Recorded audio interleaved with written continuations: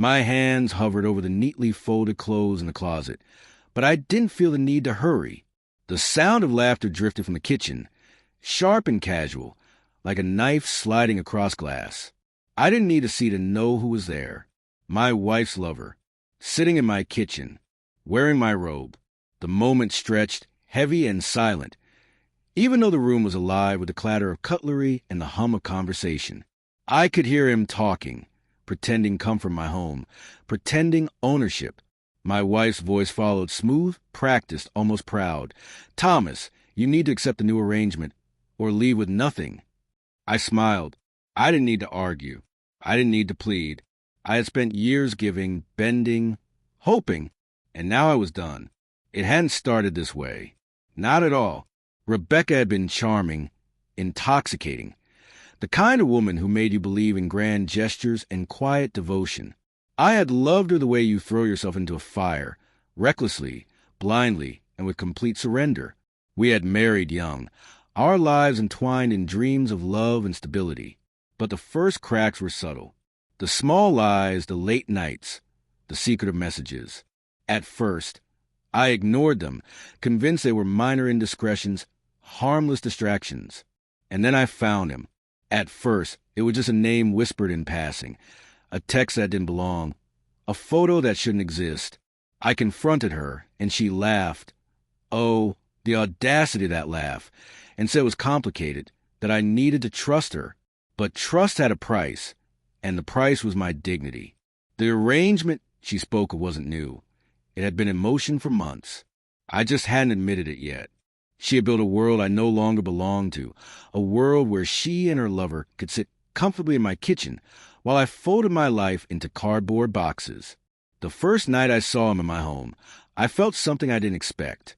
Not anger, not despair, not even fear, just clarity. I realized I had wasted years trying to hold on to something that had already slipped through my fingers. My love, my devotion, my loyalty, they had been irrelevant. And yet, there was a strange power in that clarity. I didn't have to beg. I didn't have to negotiate. I didn't have to fight. I simply began to pack.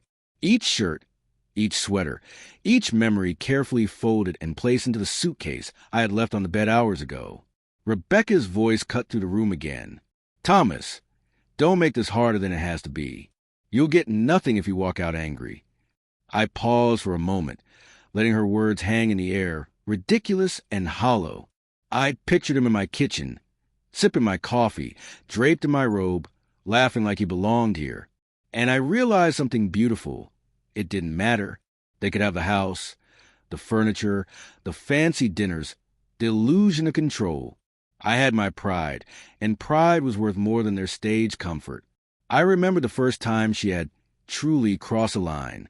A quiet night, a glass of wine, her hand brushing mine, except it wasn't mine she was touching, it was his. I had walked in on them, frozen, the shock rooting me to the spot. And in that moment, I had a choice, stay, beg, fight, or leave. I stayed because I thought love was endurance. But love is not endurance. Love is recognition. Love is respect. And she had taken both from me. As I packed, I caught a glimpse of myself in the mirror. My eyes were calm, my jaw set. There was no rage, no tears, only certainty. Every step I took toward the door was liberation. I had been her prisoner in my own home for too long. The walls that once felt safe now felt like a cage I had outgrown. The moment I zipped the last bag, Rebecca and her lover exchanged a glance. I could almost hear the calculations passing between them. He'll plead, he'll beg, he'll return. They underestimated me. They always had. I walked into the kitchen. The air smelled faintly of coffee and her perfume, a combination that used to feel like home. Now it felt like a stage set for humiliation. He looked up, a smug smile on his face, expecting confrontation. I looked at him, then at her, and simply said, "I'll call a cab." She opened her mouth, probably to insult, to command, to remind me of my place. I didn't wait for her. I walked out. Each step echoed with freedom. Outside, the night was cool against my face. The city was alive, indifferent, and I was finally part of that indifference. I had nothing, no home, no wife, no illusions, but I had myself. And that, I realized, was everything. As the cab pulled away, I glanced back at the house one last time. The lights glowed faintly, warm and inviting, but they no longer belonged to me. My life was no longer tied to someone who couldn't respect me, to someone who thought I would beg to stay while she dismantled my world. I was free, and in freedom, I understood something I had never understood before. The end of one chapter isn't a loss. It's the beginning of everything else. The new arrangement?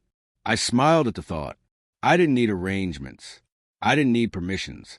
I only needed myself. And that was more than enough.